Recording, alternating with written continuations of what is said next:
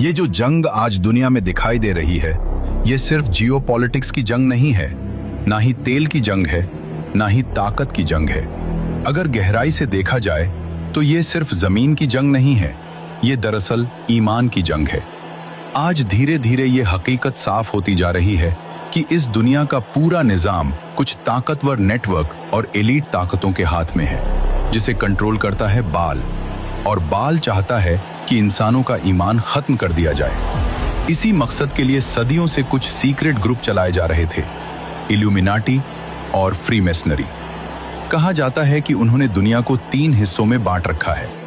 एक ग्रुप जो मेडिसिन और साइंस के निजाम को संभालता है, दूसरा ग्रुप जो पॉर्न, शराब, फिल्म इंडस्ट्री, एक्टर्स और एंटरटेनमेंट के जरिए समाज की सोच को कंट्रोल करता है, और तीसरा ग्रुप जो इकोनॉमी और आर्मी के निजाम को संभालता है।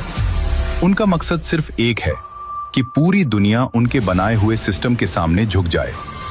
दुनिया का इकोनॉमिक सिस्टम देखिए, हर जगह सूद, इंटरेस्ट का निजाम। समाज को देखिए, शराब, नशा, पोर्नोग्राफी और जिस्मानी लालच को आम बना दिया गया है। इंसानों को ऐसे निजाम में डाल दिया गया है जहां इंसान की रूह नहीं बल्कि उसकी ख्वाहिशें और कमजोरियां हावी हो जाएं। और सबसे बड़ी बात, पूरी दुनिया अमेरिका को सुपर पावर मानकर उसके सामने झुक चुकी है। लेकिन इसी दुनिया में एक ऐसा मुल्क भी है जिसने खुलकर कहा, हमारे यहाँ सूद नहीं चलेगा, हमारे यहाँ शराब नहीं चलेगी, हमारे यहाँ औरतें हिजाब में रहेंगी।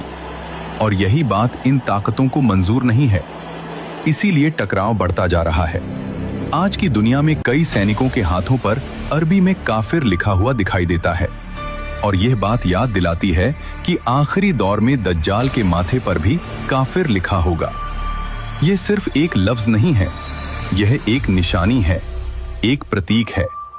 एक तरफ वह सिस्टम है जो इंसान को अल्लाह से दूर करना चाहता है, और दूसरी तरफ वह लोग हैं जो कहते हैं सजदा सिर्फ अल्लाह के सामने होगा। तारीख गवाह है, जब भी इंसानियत ताकत के सामने झुकी है, जुल्म बढ़ा है।